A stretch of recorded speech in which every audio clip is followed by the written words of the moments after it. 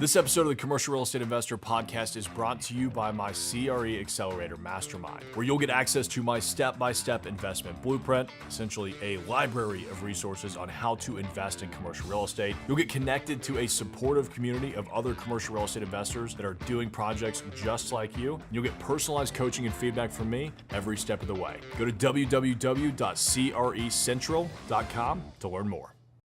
Welcome back to the Commercial Real Estate Investor Podcast, live from the Cauble Group Studios in Nashville, Tennessee, back after a week of missing you guys. I'll explain kind of what happened there. Also going to be diving into exposing some of the lies that you have been told about real estate investing, and commercial real estate today. I think that'll be a fun conversation. And then, of course, as always, we're going to dive into your questions. That's what this is. It's office hours. I go live and answer your questions. If you don't ask questions, we just sit here and look at each other awkwardly. So anyways, last week, some of you all may know, I spoke at the best ever conference in Salt Lake City. It was a great event. Really excited to be a part of that. I taught a workshop on Sunday on due diligence, which I will be sharing with you guys here on the YouTube channel. Probably about an hour and a half long on how to properly go about doing your due diligence when you're buying commercial real estate, because there is so much that you absolutely have to get right when it comes to buying these properties, and that makes due diligence an incredibly important piece. We got some feedback that it was the best workshop of the day, so, whether that's true or not, I'll take it. I appreciate that. The trip back was a nightmare. I don't like flying. I'm not a big fan of flying. I never really have been. And my flight back from Salt Lake City got delayed because of wind in Denver. So I ended up having to stay the night again in Salt Lake City, which is why I ended up missing office hours last week. And then I had probably the roughest flight I have ever had, flying from Salt Lake City to Denver. It was pretty insane. It felt like we were in a tornado. They were passing out coffee, and I had just gotten my coffee when all of a sudden we dropped a few feet and started basically swinging side to side. So the flight attendants had to rush and put everything up and buckle up, and we were only halfway into the flight there, and it took us another 30 minutes before landing. So that was not fun. Not a big fan of that, but hey, they handled it really well, and I'm here today, so we'll take it.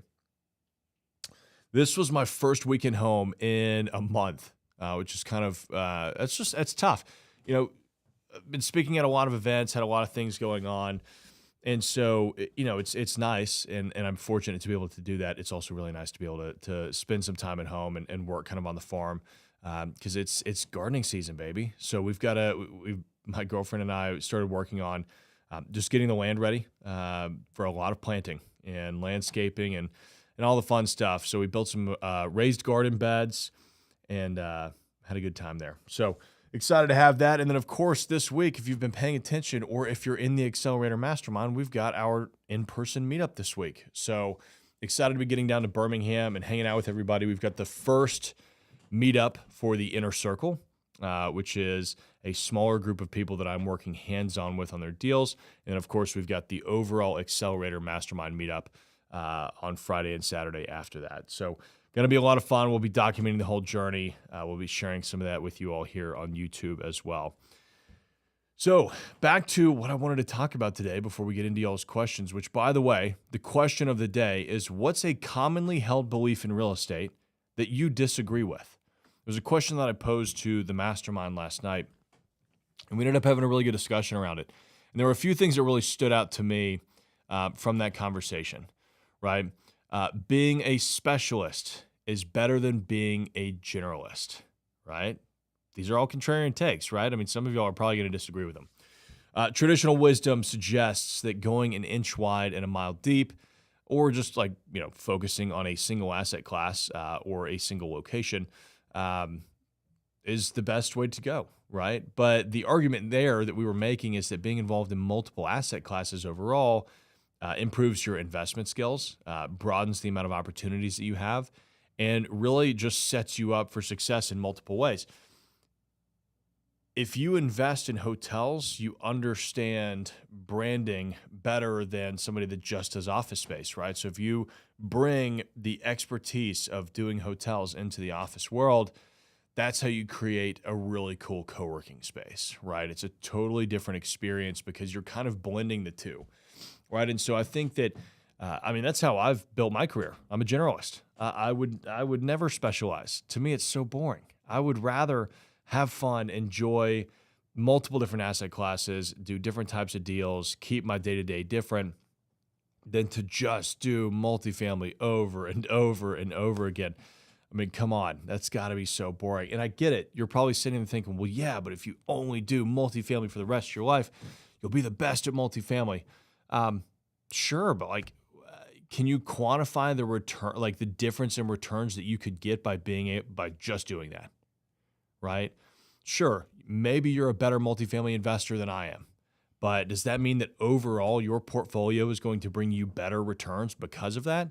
Or will I have the opportunity to outperform you because, as we've seen for the past few years, multifamily has really, really been struggling, and I haven't even been thinking about it. It doesn't cross my mind that multifamily is struggling. There's some people that's all they can think about because that's all they've done for the last 10 years, and they've kind of pigeonholed themselves into one asset class, right? Food for thought, if nothing else. The next point that came up was, if the numbers make sense, you should do it, right? I mean, hey, if the deal pencils, if it's a good deal, it should make sense, right? And while financials are important, right, strong financials, you also have the operational capacity for you personally, right? I mean, there's the intangibles that you've got to think about on your team. Can you actually handle that deal? There's the management ability. There's local market conditions that you've got to consider. The example that I gave last night was I almost bought a hotel in Mexico last year, right? It seemed like a great deal. Like on paper, it made all the sense in the world. We were getting seller financing, like everything was lining up. And I was like, man, this is going to be really cool. I'm going to get to fly down to Mexico and hang out at my boutique hotel and write the whole damn trip off. Until we started digging a little bit more, and the cartel completely runs that state or province, whatever they call them in Mexico.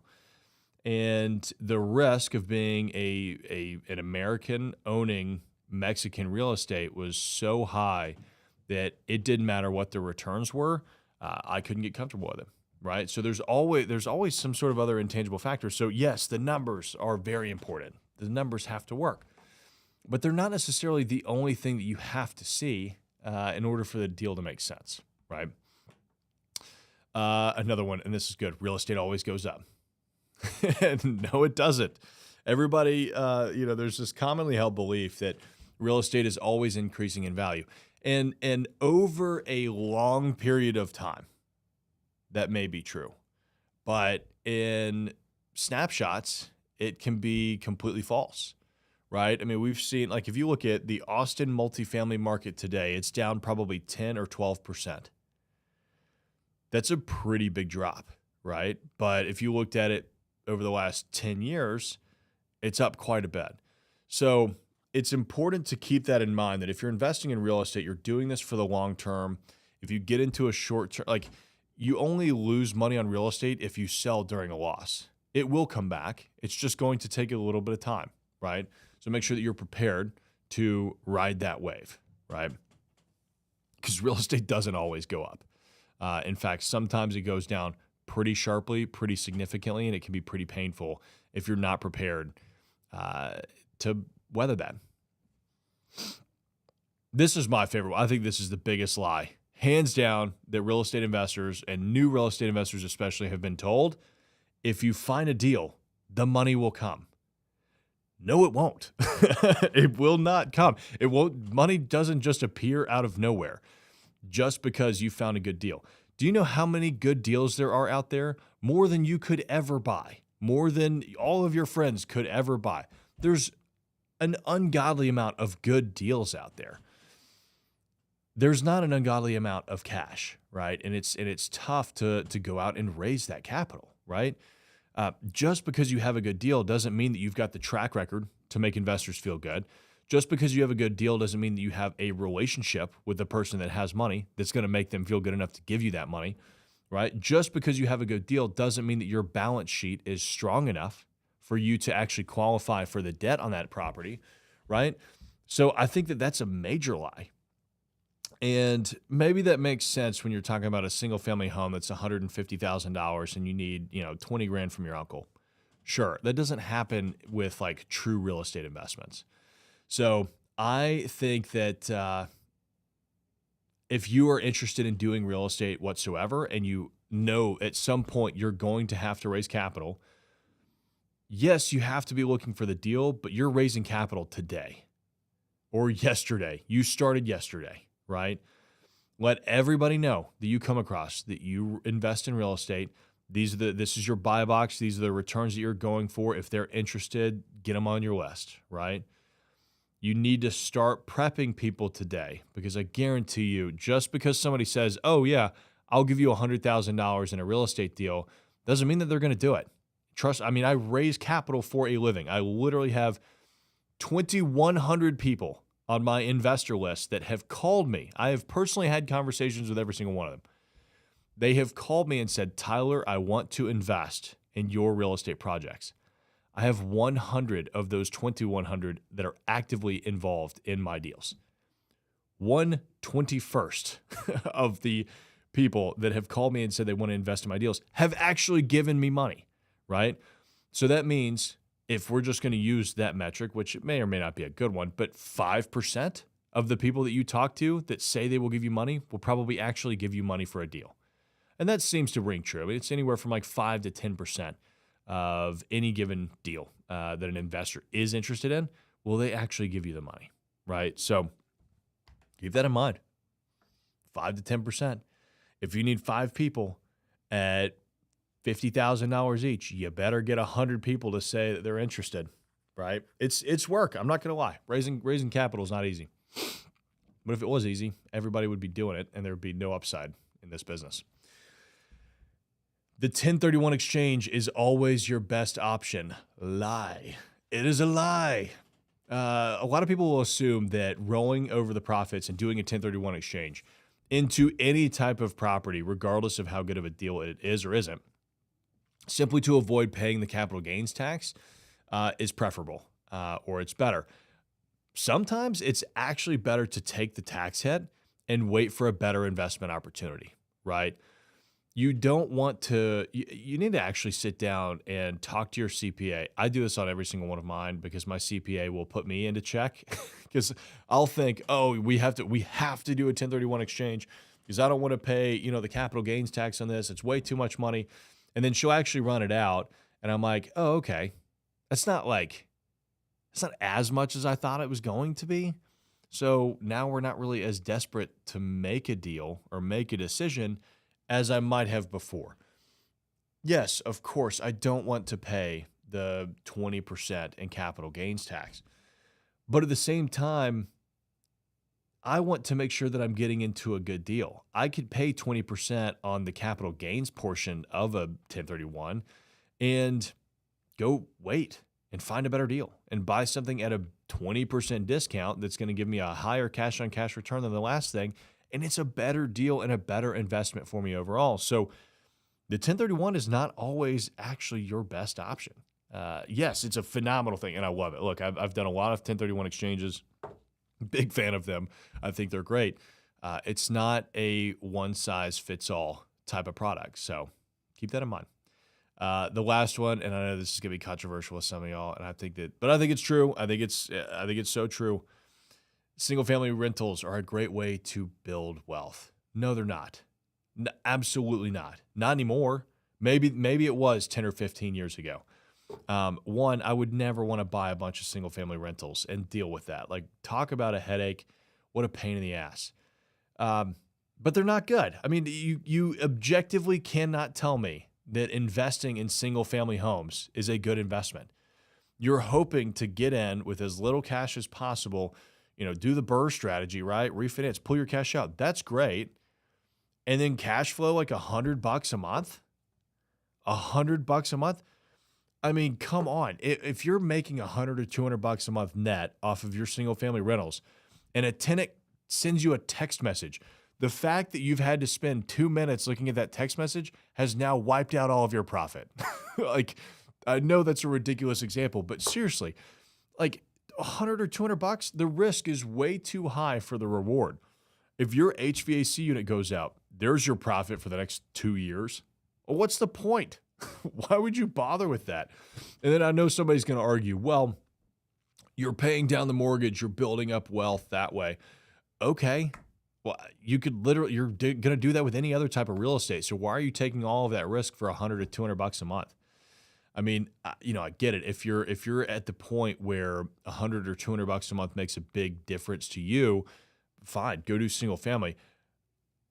I'm going to ask you why you're going to take on all of that debt and deal with that much of a headache for that much money, because it's really not that much at the end of the day. I really don't think it is. Also, the 1% rule, that's a total lie. Doesn't work anymore. Used to, doesn't anymore. From what I see, it's more like a 0.5% to 0.25% rule on the rental side. But those are our contrarian takes. Those were the lies that you have been told about real estate investing. I figured that would be a fun conversation for us to dive into today. Now, let's get to your questions. Let's see what you guys got going on in your worlds. Jonah is saying, morning, Tyler. Good morning, Jonah. Thoughts on, do you find the deal or the funds first? That's hilarious because that came in before I went through all of these. So great question, Jonah. I think it's a simultaneous thing. I think you are looking for the funds today or yesterday. It doesn't matter how good of a deal you find if you don't have the people that you can go to for the money. So I'll say that. Vicken is saying, good morning, Tyler. Good morning, Vicken. Thanks for joining us as always. Dwayne, being a generalist makes you more money. Don't threaten me with a good time, Dwayne. I completely agree. Completely agree. Here's the thing. The market shifts. The market is always going to shift. If you are able to shift with it and pivot, that doesn't mean pick up both feet, right? You keep one foot planted and you pivot, right? Now, don't pivot so much that you break an ankle, right? But keep one foot planted and shift the other. That's all that being a generalist in commercial real estate is. 80 to 90% of these asset classes is the exact same. It's the exact same. People get so caught up in, oh my gosh, I don't understand anything about industrial because all I've done is office, or oh, I don't understand anything about retail because all I've done is, hospitality. They're not that far apart. Like, they're really, really not. It's not. I mean, when I put my course together, I sat down and I was like, I want this course to apply to office, retail, industrial, hospitality. I mean, honestly, even multifamily. It's the same. It's the same thing. The whole process of getting prepared, finding, funding, operating, and exiting your deal, the exact same, no matter what type of asset class it is. It's like the remaining 5 to 20% that's a little bit different. And that takes you no time to learn. So just go and do it and start today. It's better to have the knowledge today about how to shift into a different asset class than it will be if you need it, right? Or when you need it.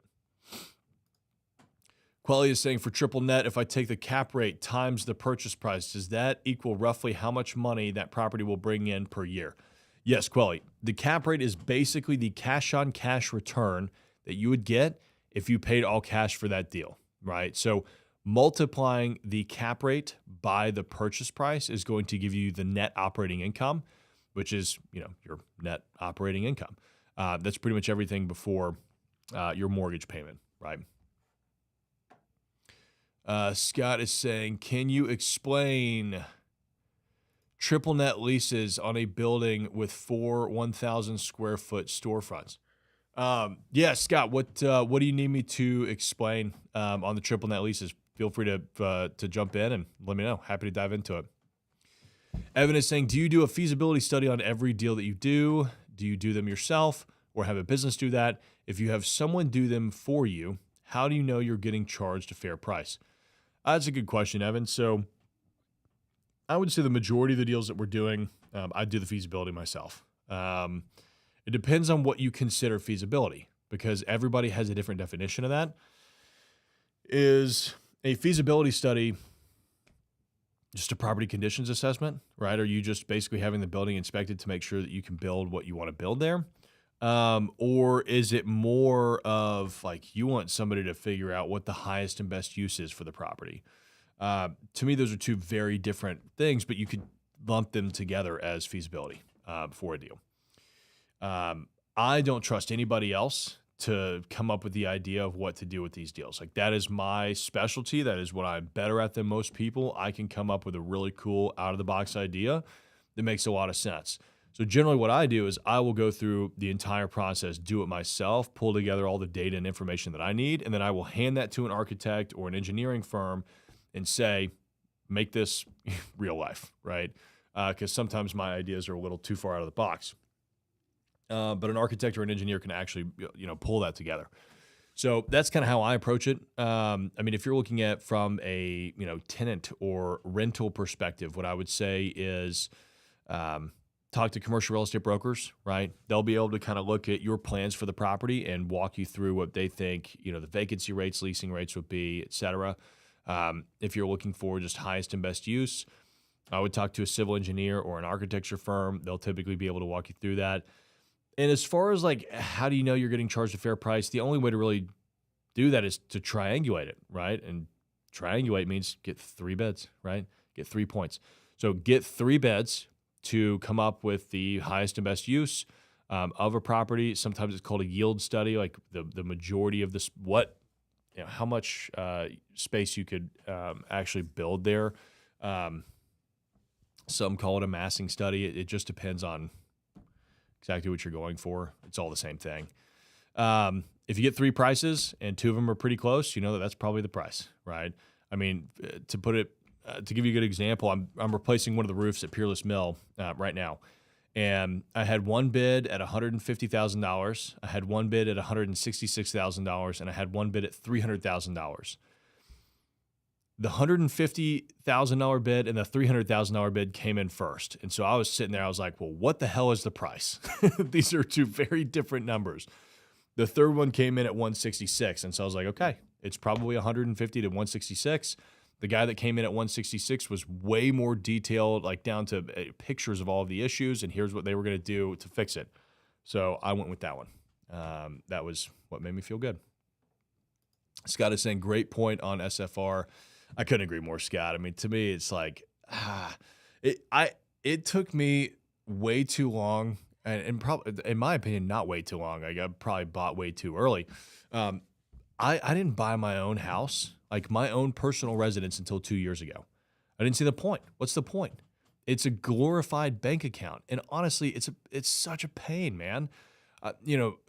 We're dealing with home renovations, and then Nashville gets an unprecedented freeze and my pipes break, and now I've got to deal with a plumber coming out and I don't have water. And, it's pretty nice being able to rent and just pass the buck on to a landlord and be like, dude, fix this. I'm going to work. I mean, I miss those days, but to be fair, I bought a small farm. And so I get to have a little retreat on the weekends, and that's worth it, right? Probably could have rented it though.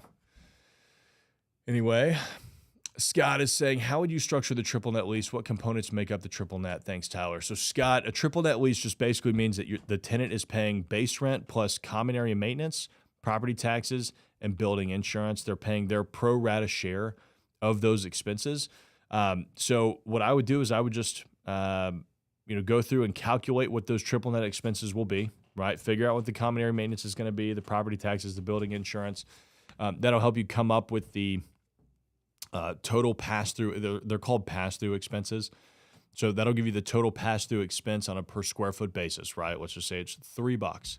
So your tenants will pay the base rent plus $3 a square foot in additional rent expenses, and your attorney will lay out everything in that lease for you. So you don't need to worry about getting into the legalese around how triple net deals are structured.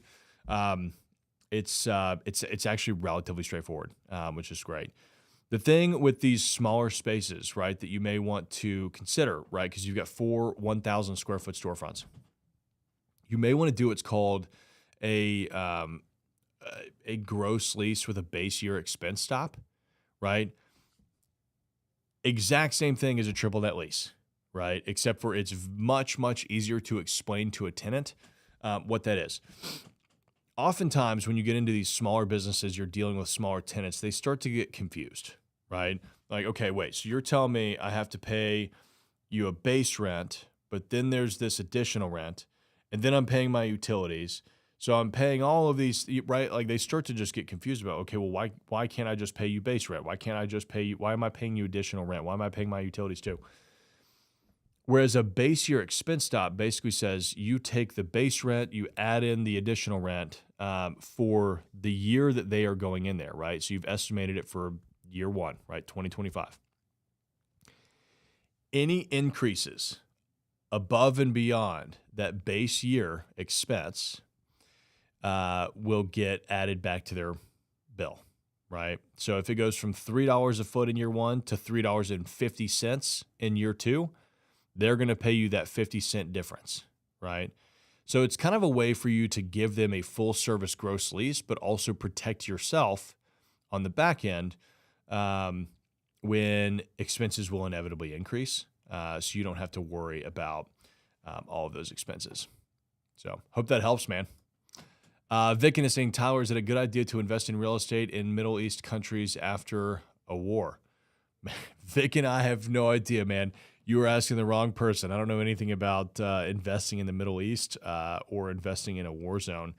I know Hamza invests in Dubai. He's big on investing in Dubai. To me, I just don't know the countries well enough. I don't know how they operate well enough to say whether or not it could be good or bad, right? I mean, it could be bad. It could be really good. I'm really not sure because it depends on how those countries operate. And every country handles real estate very differently, right? I had a group reach out yesterday or the day before. I think it was yesterday from London, right? That wanted me to kind of advise them on how to structure deals in London and Italy. And I was like, look, I mean, I can jump on the phone and I can walk you through how we structure deals with our investors. But at the end of the day, you're going to have to hire an attorney in London that knows Italian law too, to make sure that you're legally structuring these the right way. Because there's, my opinion on how things can be structured with investors, but then there's also like, can you legally do that? Like, is that actually permitted based on the local laws? And so that's one thing that you do have to keep in mind. Scott is saying, thanks for the explanation on triple net. Do you have a video that talks about triple net? Yeah, Scott, I've got a whole bunch of videos on triple net. If you just search triple net Cauble on YouTube, or NNN Cauble. I mean, there's a whole bunch of videos. I've probably done maybe 10, going through all different aspects of triple net investing in commercial real estate. So there's a whole bunch there if you want to dive into that. Well, guys, thanks for joining me on this week's episode of Office Hours. If you're enjoying this, let me know. Like, subscribe to the channel. If you're listening on Apple Podcasts or Spotify, leave me a review. I want to know what you guys are enjoying. Let me know what you want to hear more about. I am going to be down in Birmingham this week. So if you're in the Accelerator Mastermind, looking forward to seeing you all there. Otherwise, I'll catch up with you next Tuesday.